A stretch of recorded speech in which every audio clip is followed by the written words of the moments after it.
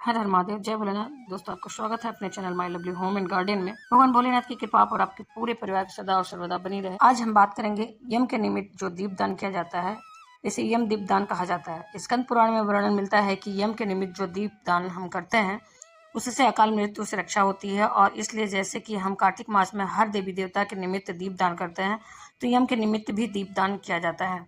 कहा जाता है कि ऐसा करने से यम की कुदृष्टि हमारे घर पर नहीं पड़ती है और हर प्रकार के संकट से और अकाल मृत्यु से यमराज हमारी रक्षा करते हैं।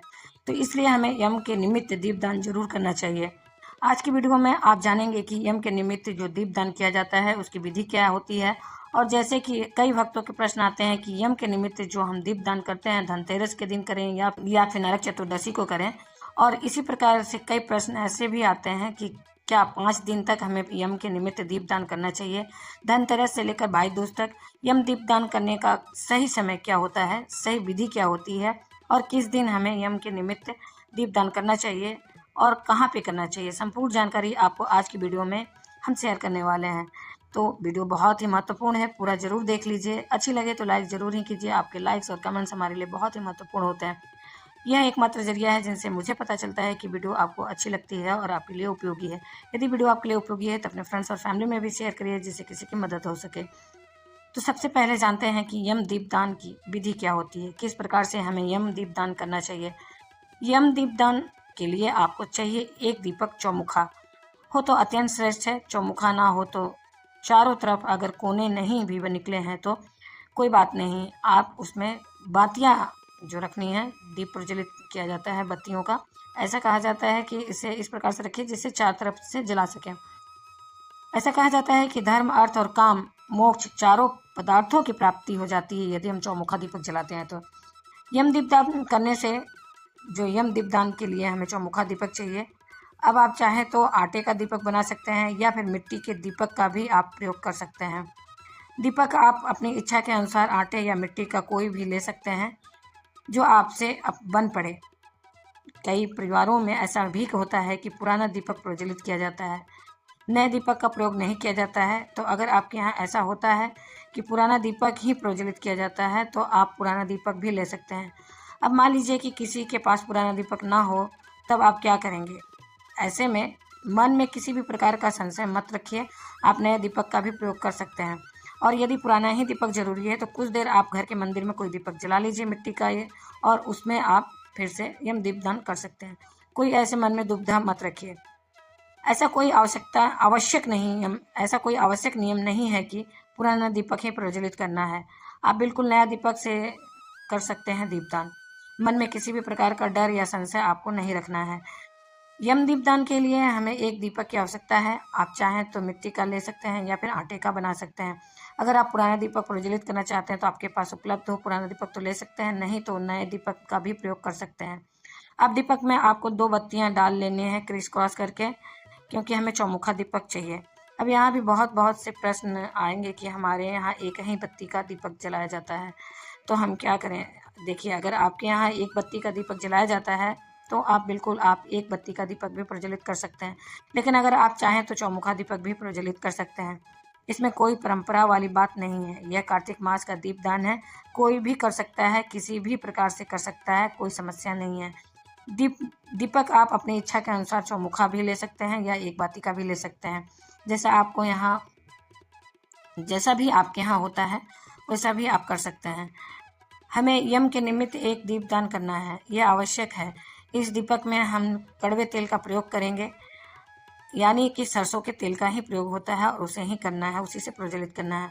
और इस दीपक में आपको एक सिक्का डालना है और उसके साथ ही कोई भी नॉर्मल सा सिक्का आप ले सकते हैं, चाहे 1 रुपये का हो या 5 रुपये का हो, कोई भी डाल दीजिए। और यम के निमित्त जो दीपदान किया जाता है वैसे स्कंद पुराण में वर्णित है कि आपको जौ के आटे का दीपदान करना चाहिए।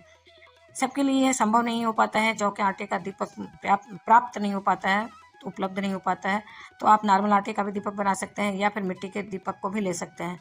और उसमें कुछ दाने जौ के डाल दीजिए और थोड़ी सी राई डाल सकते हैं, डाल दीजिए। काली वाली सरसों जो होती है उसे डाल दीजिए। और इसके बाद यह दीपक आपको प्रज्वलित करना है अपने घर के बाहर। बात आता है कहाँ पे, तो घर के बाहर, मेन गेट के बाहर आपको यह दीपक प्रज्वलित करना है।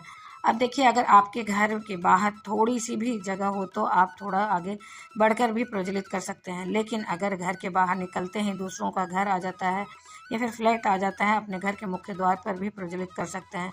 बाहर की तरफ मतलब मेन गेट के अंदर नहीं, बाहर ही प्रज्वलित करना है। बहुत से लोग फ्लैट में रहते हैं या किराए के कमरे में रहते हैं, तो एक ही कमरा है। उनका प्रश्न आता है कि हम कहाँ प्रज्वलित करें।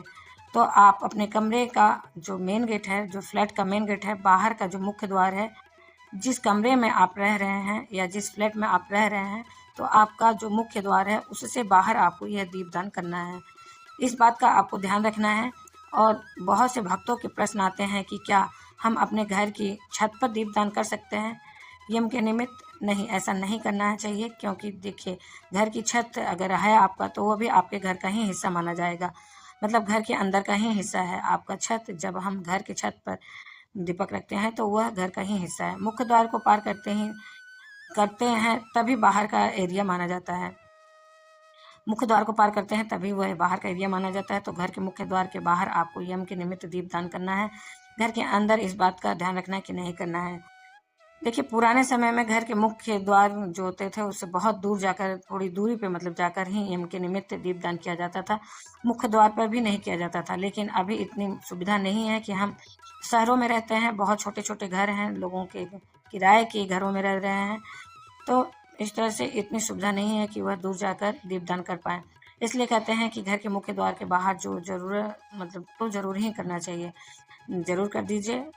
इस बात का ध्यान रखिए, घर के अंदर यम दीपदान नहीं किया जाता है और आप छत पर भी नहीं कर सकते। अब जहाँ पर आप दीपक प्रज्वलित करते हैं, सबसे पहले दीपक के नीचे थोड़ा सा अनाज रख लीजिए। आप चाहें तो जौ का ले सकते हैं, चावल ले सकते हैं, गेहूँ ले सकते हैं, मतलब या फिर सप्तधान रख सकते हैं। उसी के ऊपर दीपक रखना है और फिर दीप प्रज्वलित कर दीजिए। चारों तरफ से आप दीपक प्रज्वलित कर सकते हैं। अगर आपके पास चौमुखा दीपक है तो अगर यहाँ एक ही बाती का दीपक है तो प्रज्वलित कर लीजिए। और आप एक बाती का दीपक भी प्रज्वलित कर सकते हैं, लेकिन दीपक की बाती किस प्रकार से बनाएं इसका भी आपको ध्यान रखना है। लंबी बाती का प्रयोग इसमें किया जाता है, तो गोल बाती का आप प्रयोग मत करिएगा। आप चाहें तो जो मार्केट से लंबी बाती की मिलती है उसे भी आप लेकर दुकान से लाकर लगा सकते हैं, प्रयोग कर सकते हैं। फिर अपने घर में सूती कपड़े से भी बना सकते हैं या फिर रुई से भी बना सकते हैं, जैसे आपके पास सुविधा हो। बाती एक बाती जैसा है आपने लिया है तो उस प्रकार से बाती बनाकर और प्रज्वलित कर लीजिए। अगर आप एक बाती का दीपक प्रज्वलित कर रहे हैं तब आपको ध्यान रखना है कि दीपक का मुख दक्षिण दिशा की तरफ होना चाहिए। और जो लोग 4 बाती का दीपक प्रज्वलित करते हैं तो उनके लिए तो कोई दिशा की समस्या ही नहीं है, उनका चारों तरफ की दिशा में दीपक प्रज्वलित हो जाता है। और ऐसा कहा जाता है कि चारों दिशाओं में यमराज मतलब चारों दिशाओं से यमराज हमारी रक्षा करते हैं। और दीपक प्रज्वलित करके दीपक के पास थोड़ा सा पुष्प रख दीजिए। एक जल का पात्र जरूर लेकर जाइए, थोड़ा सा जल वहाँ अर्पित कीजिए, पुष्प अर्पित कीजिए और उसके बाद दक्षिण दिशा की तरफ मुख करके अपने दोनों हाथ जो है जोड़ लीजिए प्रार्थना की मुद्रा में। और जोड़ के यमराज से कहिए, हे सूर्यपुत्र, हे काल के देवता, आप अपनी पत्नी सहित मेरे इस दीपदान को स्वीकार करके मेरे परिवार की हर प्रकार के संकट से, अकाल मृत्यु से, दुर्घटना से रक्षा कीजिए। इस तरह से प्रार्थना करके आपके दीपदान की प्रक्रिया संपूर्ण हो जाती है। और अब प्रश्न आता है कि धनतेरस को या फिर नरक चतुर्दशी को किस दिन दीपदान करना चाहिए। यम के निमित्त जो दीपदान होती है वह स्कंद पुराण में लिखा गया है कि हमें धन त्रयोदशी के दिन यम दीपदान करना चाहिए। लेकिन बहुत से स्थानों पर 5 दिन तक, जैसे कि धनतेरस से लेकर भाई दूज तक 5 दिन तक यम के निमित्त दीपदान किया जाता है। कई स्थानों पर नरक चतुर्दशी के दिन मतलब दीपदान किया जाता है। तो आप धनतेरस के दिन नहीं कर रहे हैं, आपके यहाँ नहीं किया जाता है, तो आपके यहाँ जिस प्रकार से या फिर जिस दिन किया जाता है दीपदान आप कर सकते हैं, उसी दिन कीजिए। नरक चतुर्दशी के दिन किया जाता है तो नरक चतुर्दशी के दिन कर सकते हैं। और अगर आपके यहाँ पूरे 5 दिन तक, धनतेरस से लेकर भाई दूज तक दीपदान किया जाता है तो आप 5 दिन भी कर सकते हैं। यह बिल्कुल आपके अपने परिवार में जिस प्रकार से रीति रिवाज है उसी अनुसार करना चाहिए। अब मान लीजिए कि आपके यहाँ यम के निमित्त दीपदान नहीं किया जाता है तो आप करना चाहते हैं तो बिल्कुल आप धनतेरस को कर सकते हैं। चाहे तो धनतेरस से लेकर आप 5 दिन तक यानी कि भाई दूज तक कर सकते हैं। ऐसा नहीं है कि आपके परिवार में दीपदान नहीं होता है तो आप करेंगे तो कुछ गलत होगा, बिल्कुल भी नहीं है। आपके लिए दीपदान करना शुभ ही होता है। अगर आपके यहाँ अब तक नहीं भी हो रहा है तो अब से आप करना प्रारंभ कर सकते हैं। दीपदान यम के निमित्त दीपदान करना तो अत्यंत ही आवश्यक है। और अब बात करते हैं कि उन सामग्रियों का क्या करें जो हम दीपदान में प्रयोग करते हैं, जैसे कि दिए का क्या करें या अनाज का क्या करें, या जो बाती अगर बच गई है तो उसका क्या करें। हम दीपक के अंदर जो दीपक के अंदर जौ डालते हैं या फिर राई डालते हैं, सिक्का डालते हैं, उसका क्या करें। तो देखिए, दीपक जो है आप प्रज्वलित करते हैं प्रतिदिन। जैसे कि अगर आपके यहाँ 5 दिन दीपदान होता है तो 5 दिन आप अलग अलग दीपक जो देते हैं, जलाते हैं, दान करते हैं। हर रोज नए दीपक का ही का जो है आपको प्रयोग करना है, आटे का या फिर मिट्टी का, जो भी हो। तो दीपक एकत्र करके रख लीजिए 5 दिन तक का जो है। जैसे कि हम दीपावली पर और भी दीपक होते हैं जो पूजा के निकलते हैं, आपको प्रवाहित जो करेंगे तो उसी के साथ इसको भी विसर्जन कर दीजिए। उन्हीं सामग्रियों के साथ इस दीपक को भी आप विसर्जन कर सकते हैं। अब बात आती है कि जो आसन मतलब अनाज का देते हैं उसका क्या करें। तो उसे आप पक्षियों के निमित्त डाल सकते हैं। ऐसा भी कर सकते हैं, जैसे अगर आपके यहाँ 5 दिन दीपदान किया जाता है तो फिर आप 2 जो दीपदान करना है किया जाता है, तो आप चाहें तो एक ही प्लेट में आप अनाज रख दीजिए और उसी पे प्रतिदिन दीपदान कर सकते हैं। इसी अनाज के ऊपर रोज आपको नया अनाज रखने की ज़रूरत नहीं है। जब अंतिम दिन यानी कि भाई दूज के अंतिम दिन जब हो तो आप अगले दिन उसको उठाकर किसी पक्षियों को डाल दें या फिर किसी गाय को दे सकते हैं। अब सिक्के का आप क्या करें, तो सिक्के को जो आपने दीपक में डाले हैं उसे आप सफाई कर्मचारी को दे दें और जो दीपक है वो आप विसर्जन कर देंगे। इसी प्रकार से दीपक का और सामग्रियों का हम विसर्जन करते हैं। अब जैसे कि अगर आप एक ही दिन दीपदान कर रहे हैं तब भी आपको इसी प्रकार से करना है। अनाज आप पक्षियों को डाल देंगे और दीपक आप विसर्जन में डाल देंगे। और अब आपका अगला प्रश्न होता है कि दीपक किस समय प्रज्वलित करें। दीपदान जो होता है, दीपदान का कोई शुभ मुहूर्त नहीं होता है, कुछ भी ऐसा नहीं है। यम दीपदान संध्या काल में किया जाता है। संध्या काल का समय जो होता है, प्रदोष काल का जो समय होता है, उसी समय में किया जाता है। कई स्थानों पे इस प्रकार की भी परंपरा है कि देर रात्रि में यम दीपदान किया जाता है। तो बहुत सारी चीज़ें आपके अपने परिवार में जिस प्रकार से होती है उस प्रकार भी आप कर सकते हैं, उस पर भी निर्भर करती है। जैसा आपके यहाँ होता है, आपके बड़े बुजुर्ग से पूछकर भी उसी प्रकार से आपको करना चाहिए। वैसे नॉर्मली संध्या काल में प्रदोष काल का जो समय होता है उसी समय आप दीपदान कर सकते हैं। बाकी शुभ मुहूर्त वगैरह जो होती है आपको धनतेरस की वीडियो में मिल जाएगी, तो आप लोग तब देख लीजिएगा। तो दोस्तों, उम्मीद करती हूँ कि आज की वीडियो आपके लिए उपयोगी होगी और ज़रूर पसंद आई होगी।